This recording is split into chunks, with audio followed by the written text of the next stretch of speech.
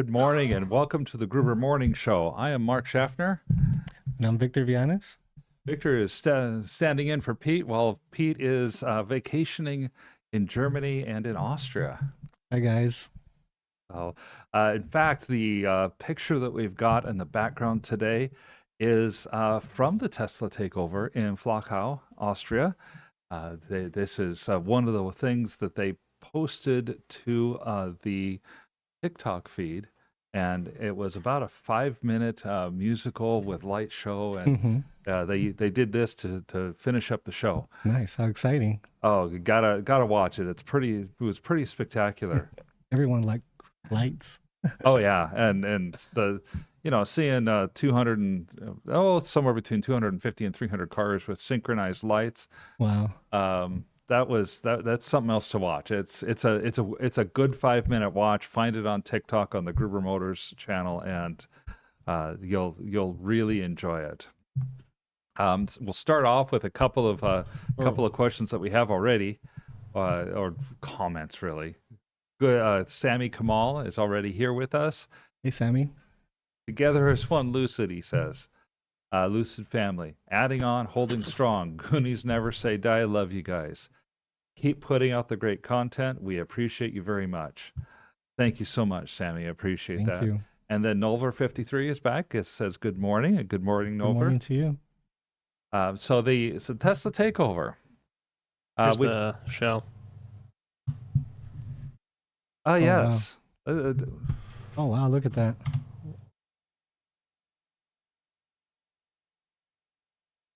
And it says, I love, I heart, I love you. I believe it was mainly just cars arranged in the heart style with Okay. two columns of cars on the other side. Oh, I see. Because we love the Tesla community. This Tesla takeover that occurred in Flachau, Austria, this last weekend had over 1,000 people, over 500 Tesla vehicles, and I kind of did a rough count on that. There were between 250 and 300 vehicles there. I think there may have been even more outside of that picture that made the cut, as it were. Of all of those vehicles, there were two roadsters. Two roadsters? Just Wow. two roadsters. Pete met the owners of both of them and got to drive one of the roadsters. One was a Red. factory prototype. Oh, interesting. Yeah, so it was pretty cool. I really liked what Pete had to say in one of the TikTok videos he put out there. He's standing here in Austria, the picture of the mountains and the Alps in the background, and Max zooms into one of the mountains, still snow covered, and he says, "Yeah, this stream that we're standing next to, and it was a decent size stream. I'd call it a large creek or a small river." He said, "This stream is it comes right from the snow in those mountains. The water is amazing. It's completely pure. That people will bottle this water up and sell it to you guys in the U.S." and he said the reason that Tesla chose this spot is because the takeover helps to demonstrate what a clean environment looks like. The Teslas are completely clean vehicles. This is the type of environment we'd like to see. Well, the pictures are amazing. They're beautiful. Oh, they sure Lots were. of greenery. Yeah, they sure were. And so and Pete said they were surprised too. As they were driving from Germany to Austria, like 1 out of every 10 cars or so was some sort of electric vehicle. 2 years ago, they only saw 2 or 3 Teslas during the whole trip that they had, and they were there for 2 weeks. So it was very cool. And glad that we got the pictures. Glad that we got to see that. It's a little bit colder there, no? I saw Pete out with with his sweater and jacket. Yes, And beanie. And beanie, yeah. My impression, of course, was I was thinking, dude, man, you are so telling the world that you're in Arizona now. So a very nice time out there. Roger Starkey has on YouTube joined us and says Elon has never been more focused. Okay. I wanted to read that one before we get into our next topic because the next topic was, is Tesla distracted? I figured you were going to really need into that. Yesterday, Peter Rawlinson, the CEO of Lucid, had an interview with the BBC program Wake Up to Mm-hmm. Money. And he made some claims on that program that are making the press. Mm-hmm. I thought they were kind of interesting claims. He criticized Tesla. He said that Tesla is distracted. He says they're losing their way. Hmm. And he went on to say it really is going to fall to Lucid to take this technology to a whole new level. Oh, really? Okay. Yeah. His statements um, come down to the idea that Elon. He says Elon's just stretched too thin. He can't focus on what's important here with EVs. He's got a social media company and a rocket company and a tunnel company Mm-hmm. and they've got all this battery storage and they've got the AI and the robots and what are they? They're scattered. They're on ADD. Or is there a bigger picture that we're unaware of? Well, that's part of the debate here, I think. I don't know. My thought is Peter Rawlinson kind of has a point about focus in a business. Mm-hmm. I my impression or my feeling is that the businesses that are most successful are the ones that have a really clear vision and mission and purpose they're trying to strive for. And to that point, okay, Tesla has five visions or five missions or Mm-hmm. whatever, because you've got the Boring Company that's spun off and Elon spends some time there. SpaceX, which is spun off and Elon spends some time there. And they've got the AI that's in Tesla and and they've got all the stationary battery generation, and that's becoming a big part of their business. So I don't know. What do you think? They also have, aren't they building small homes as well? Oh, true. They have solar and Mm, some, yeah. yeah, I don't know. and Maybe some. I think maybe there's a larger picture that we're not seeing. Maybe I don't know. He's pretty determined on taking us um uh out of out of this planet. He wants to what did he say? He wants us to make human multi-planetary.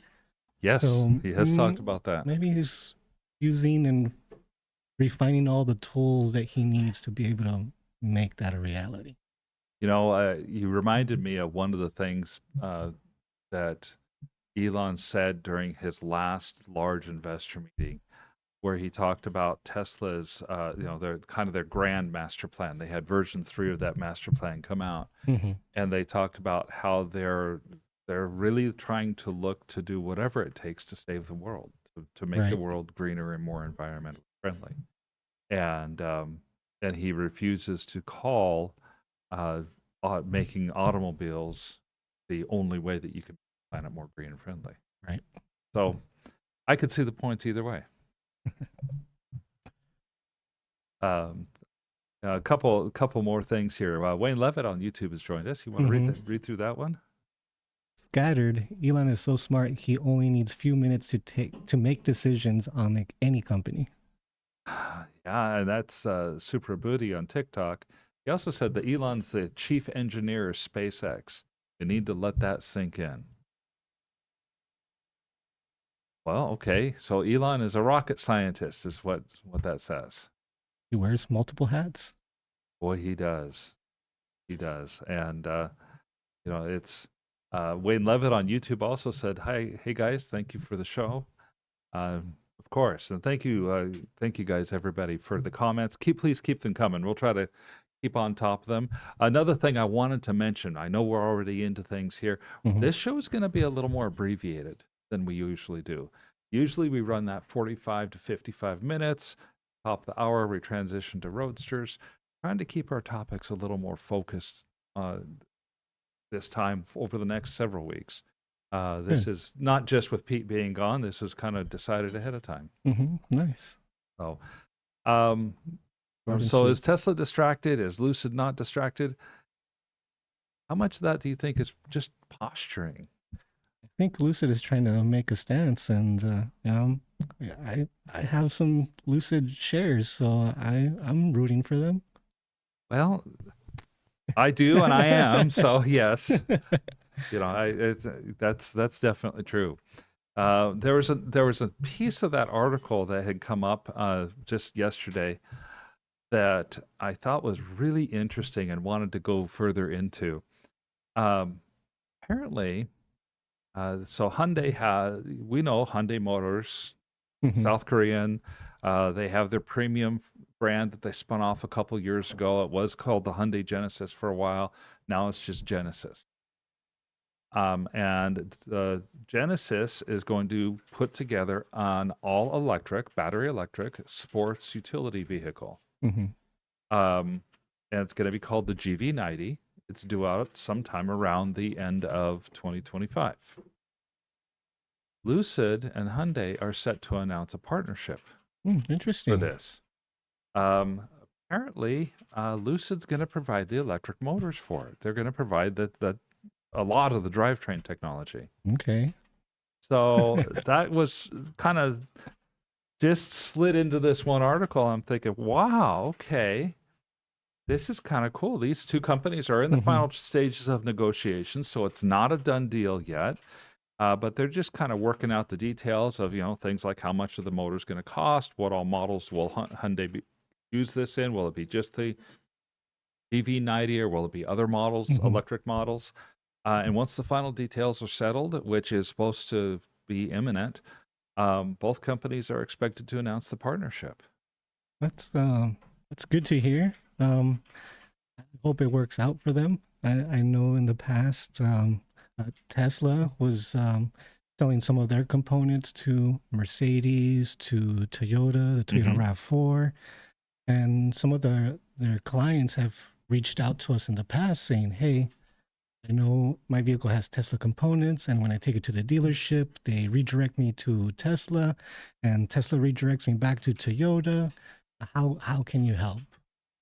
So um, Dang. I hope it works out for them, and I hope that they have the support that is needed. And I really do too.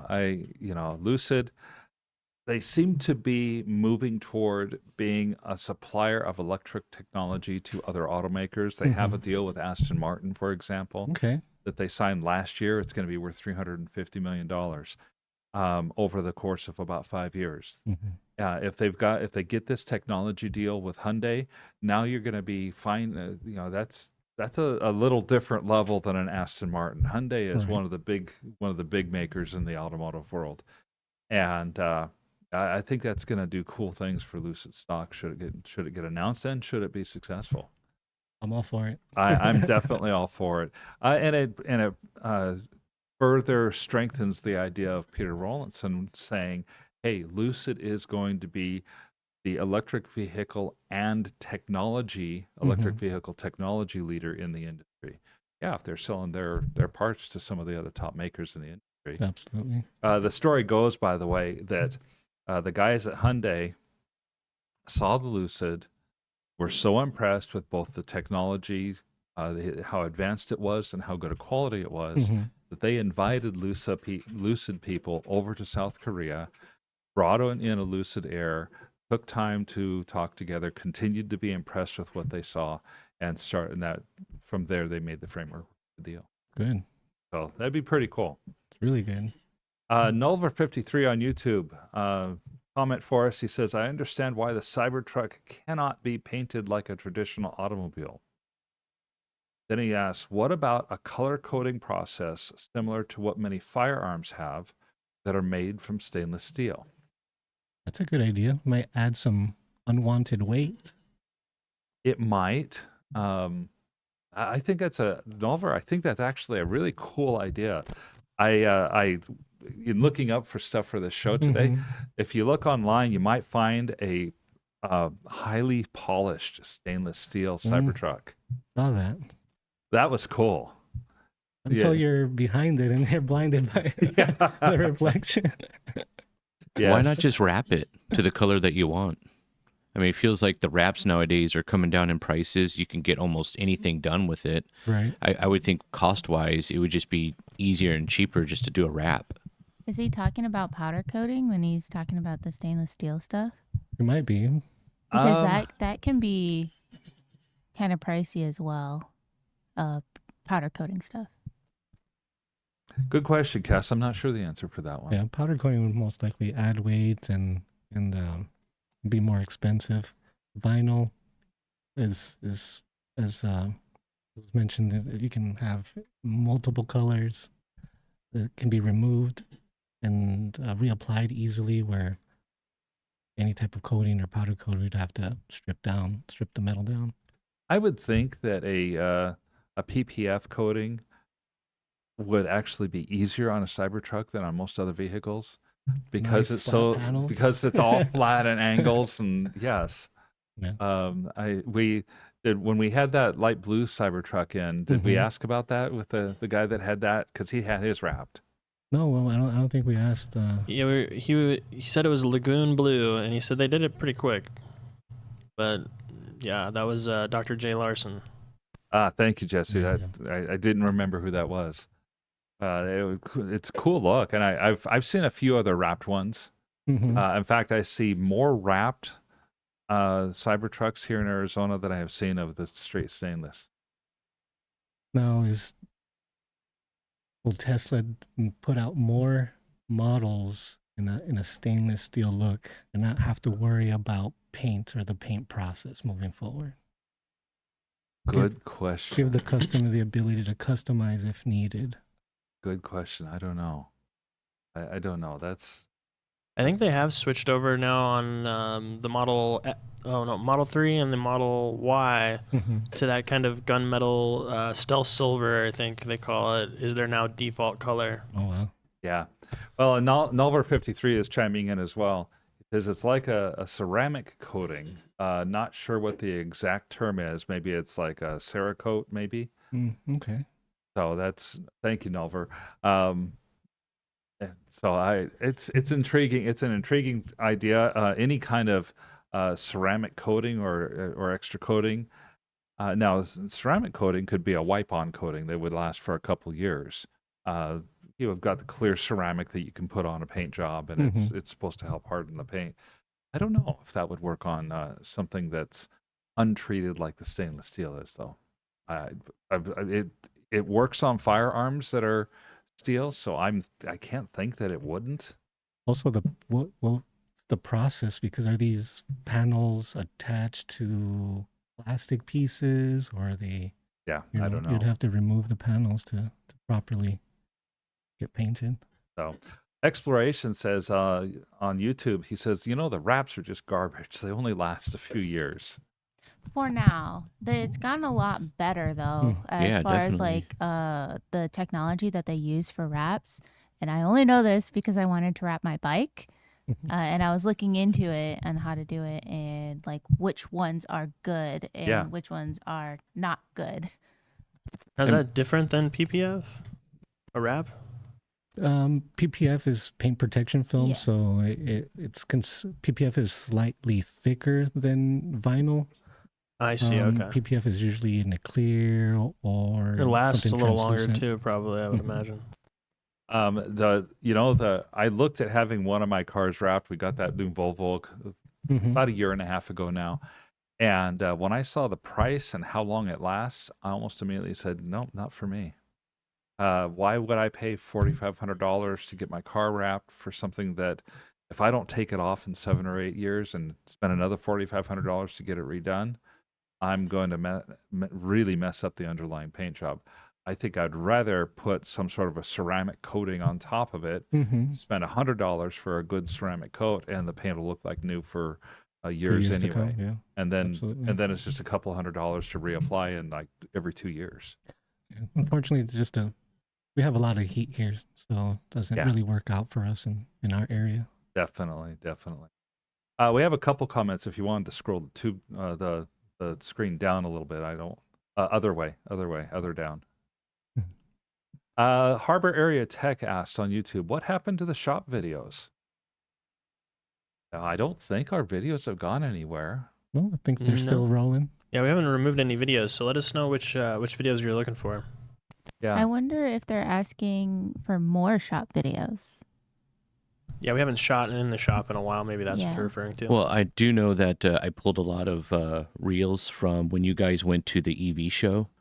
And so I think there's like 2 or 3. And then also he's been at Tesla Takeover. So it shows that he's out of the shop the last probably 9 days on Instagram. So Oh, maybe yeah. that's what he's referring to. Gotcha. Yeah. That could Okay. be it too. So we'll be getting back into the shop videos. Super Booty on TikTok says that Elon saw what's happening with Twitter and he saved it from going left. Freedom of speech saved. I was going to say that. I can't really argue that very much. He spends a lot of time on Twitter, but I don't think you can say Elon spending time on Twitter means that Tesla is distracted necessarily. I think that's more of an Elon kind of a thing. I agree with you, Jesse. Definitely agree with you. Wayne Levitt also comments on YouTube. I bought some Lucid shares with my change from getting a coffee one day when I was acting silly with my friend. Ouch. That's in big with Lucid. He says, sorry, guys, but Peter winds me up talking trash cars a bit. That's good. That's good, Wayne. So the main thing I wanted to get into this morning has to do with the EV charging infrastructure. We touch on this. We touch on this regularly, actually. Okay. It's always a piece of whatever conversation we're having. Over the last day, both Electrek and Inside EVs reported on the new charging numbers. As of the beginning of 2024, there are about 180,000 publicly available charge plugs in the United States. So people talk all the time about the slow development of the EV charging infrastructure.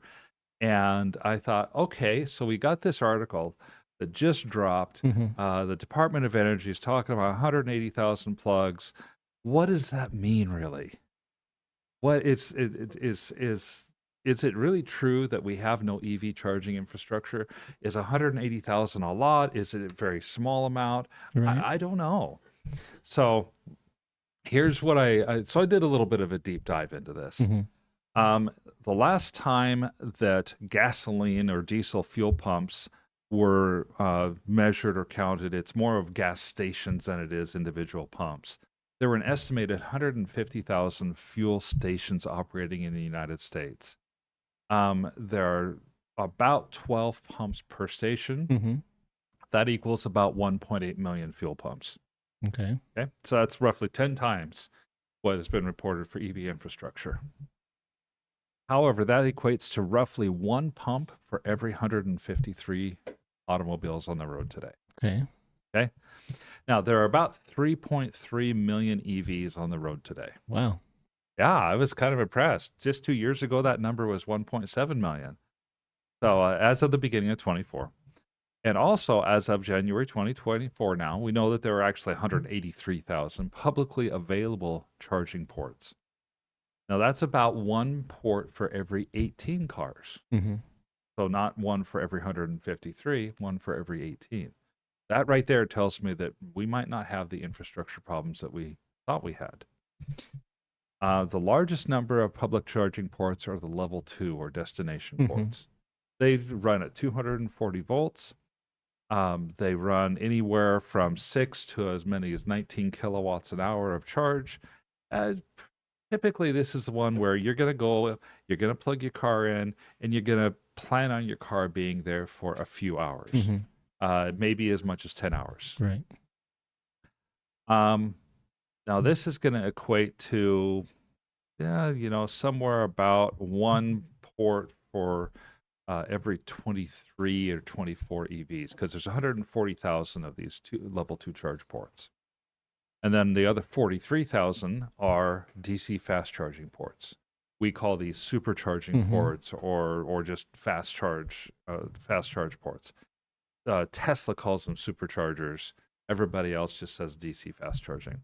That's about 1 port for every 77 EVs. The supercharger name is anonymous in the industry, but I think people are afraid to call their chargers superchargers because they don't want to pick off Tesla. Yeah. These ports provide somewhere between 75 and 350 kilowatts of power per hour. Mm-hmm. So that means that you can typically charge up your EV in anywhere from 20 minutes to about an hour, depending on the size of the battery and how quickly it charges. More importantly than this, though, roughly 86% of EV owners have a home charger. Right. So as we continue to grow and expand, we don't need a gas to go to stop at the gas station. We have our own personal gas station at home. Exactly. So you say 3.3 million EVs on the road. Well, 86% that's almost 90%. So that's like 2.9 million charging stations just at people's homes. And so, and in fact, if you run the numbers backwards a little bit, because roughly 80% of all electric vehicle charging does take place at home. So if you run those numbers back, you're like, okay, well, if only 20% of charges that can be done are done publicly, then only 1 out of every 5 charges is done publicly. So if you divide by 5 all these numbers that I was just throwing at you, that means that you really have 1 level 2 port for every 4.5 cars, 1 fast charging port for every 19 cars. I'm sorry, that's not an infrastructure problem.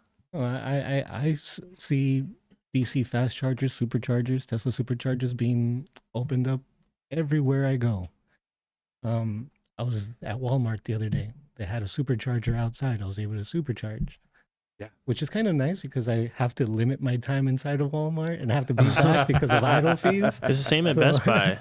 They have an EV Go fast charger right outside of Best Buy now. I went to the grocery store. They had a charging system.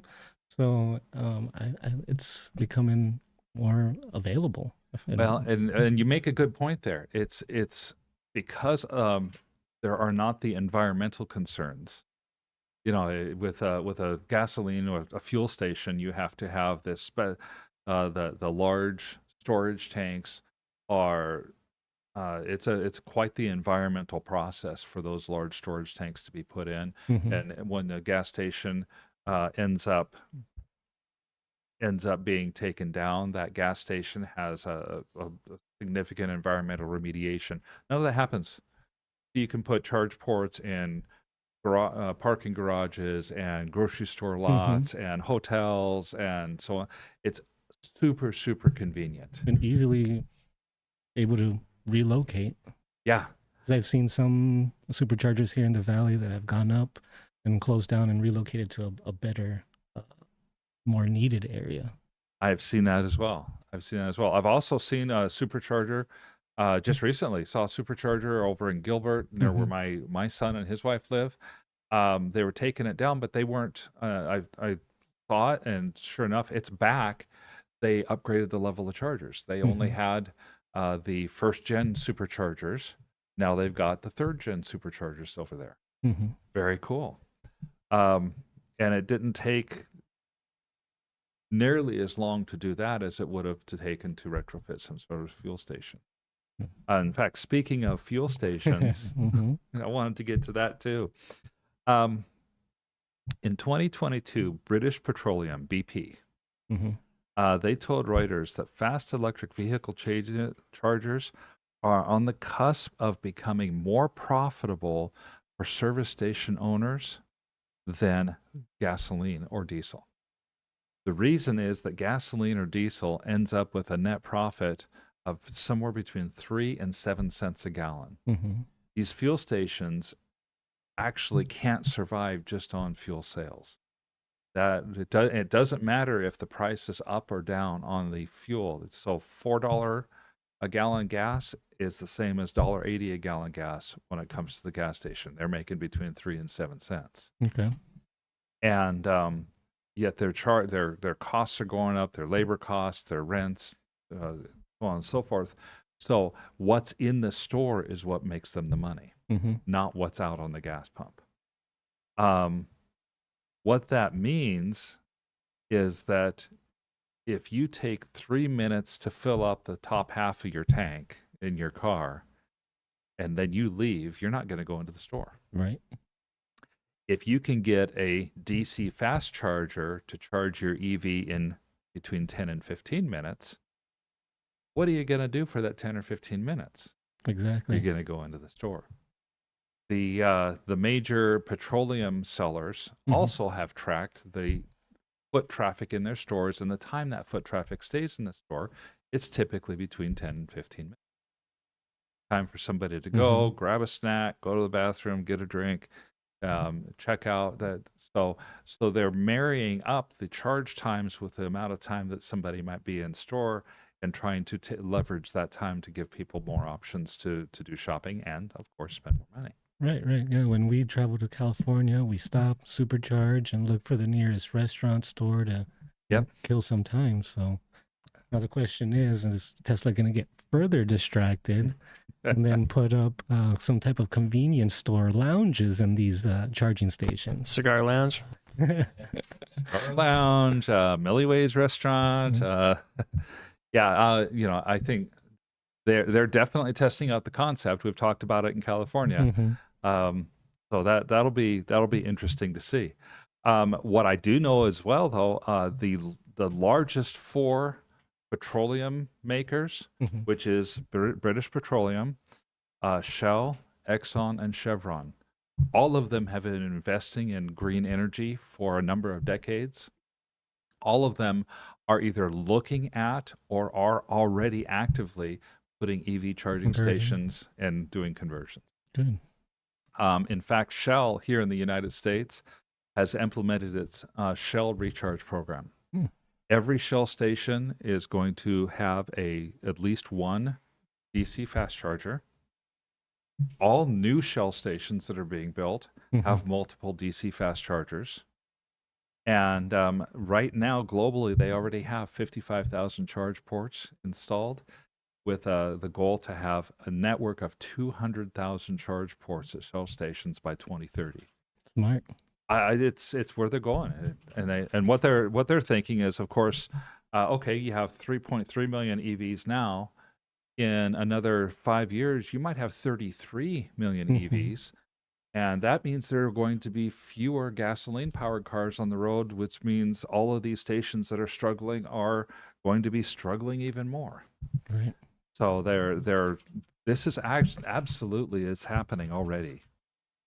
So the infrastructure growth is really it's still critical. When we have 10 times the number of EVs, what we have for infrastructure today isn't going to be enough.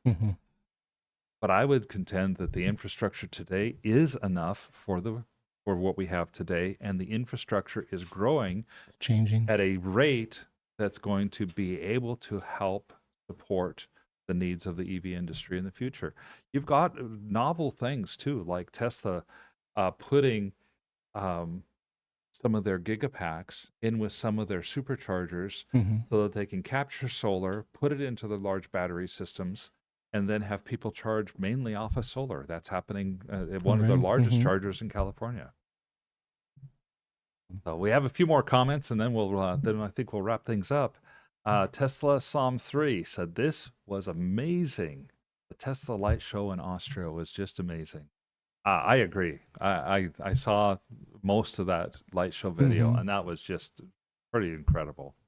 My question is, how do they get it to work? Is it an app? Is it a software download? Is it an OBD2? So I'm interested in how they make that work. I don't know. That's a great question. We'll have to find that out and talk about that this next time. Because I know there's a company that helped to coordinate the light show itself, but I don't know if that company had their app put on the car. I think it's part and parcel that you can go into Tesla and it's part of the software in the Tesla. I just don't know how it works. And it's not part of the Roadster, though. No. So Supra Booty on TikTok says Tesla is also about to roll out the robotaxi. That is correct. That's correct. And then Nova53 on YouTube says, "I think the biggest fear people have about adopting EVs is if our electrical grid can handle the influx of EV charging. It's irrational, but it's there." Go watch our video on the grid. We did it a year ago. And there's also a really good channel out there, Engineering Explained on YouTube. They did a whole breakdown, and that's where we got a lot of our info from. I learned something new on that too, Jesse, just while I was researching for this. Right now, the power lines themselves physically are steel lines that are with wound aluminum wiring. Mm-hmm. And when you run electricity through it, it actually heats up the steel and aluminum and causes the lines to sag. So there's only a certain amount of power that you can run through these lines. A new carbon fiber power line with the same type of wrapping around it has been developed, and it doesn't sag nearly as much. Okay. And so existing infrastructure could be set up, these new wire, with nothing more than stringing this new high voltage wire on them, and they could run 80% more power on the existing infrastructure. No new towers, no environmental studies, no nothing. Just an add-on. That's awesome. So I am not worried about the infrastructure. TikTok's Super Buddy says, I don't own an electric car. I'm scared of running out of charge. Unless you drive more than 200 miles a day, every day, you won't ever have to worry about that in a realistic daily use situation. I want to echo what you say on that, Jesse. For 5 years plus, I owned a Kia Soul electric vehicle. It was my first electric car. It's what got me into it and made me decide that I don't ever want to drive anything else. That Kia Soul had a 90-mile range.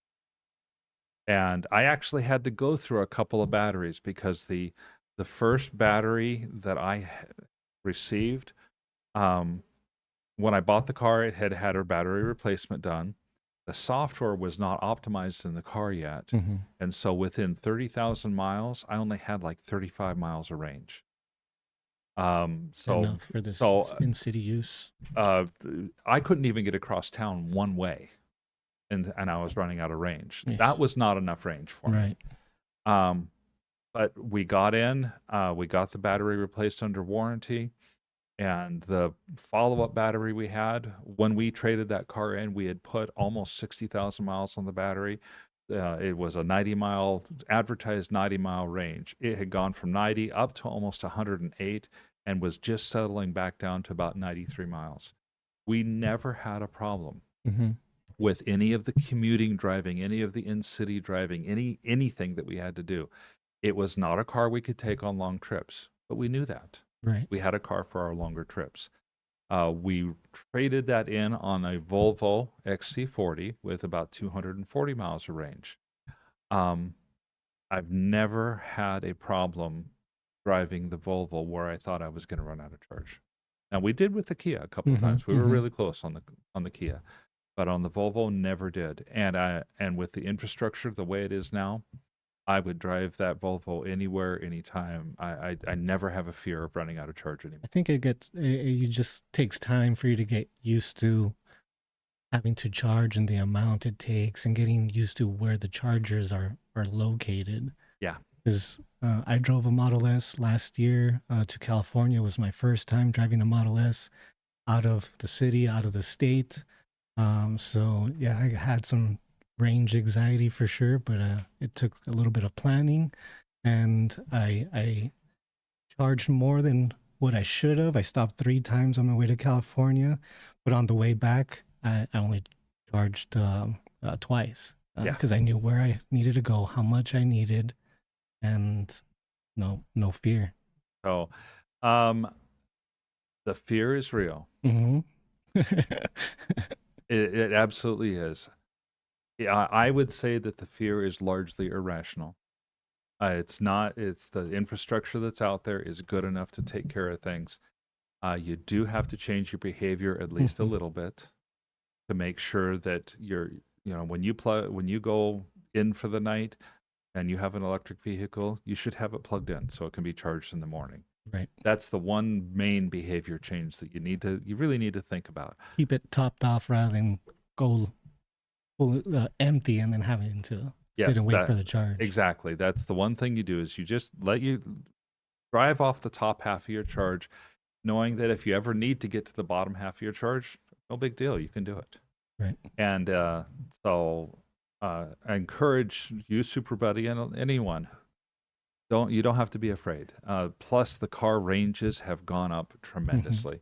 200 is kind of a reasonable minimum on car ranges here in the U.S. And 300 is very common to get for a range. Last week I was running late to work because there's a lot of traffic. My range was low. I pulled off, went into a supercharged for 5 minutes, and got back on the road and was able to get to work on time. So they're out there. They're all over the place. Yeah, and the superchargers, you probably added 30 miles of range in that 5 minutes. Yeah. Yeah. So that's going to be it for today, though. We will be back in another 20 minutes or so with the Tesla Roadster Roundtable podcast. Victor has got some great topics for us on that. Yep. And one key I wanted to let people know just as we end, your glasses aren't black. They're not. They're not black. I'm not going to say exactly what color they are yet. People can probably guess, but you'll see them be a different color on the Tesla Roadster podcast. True. So thank you guys so much for taking time with us today. Check with us, and we'll see you in 20 minutes, or we'll talk to you again in a week. Stay safe.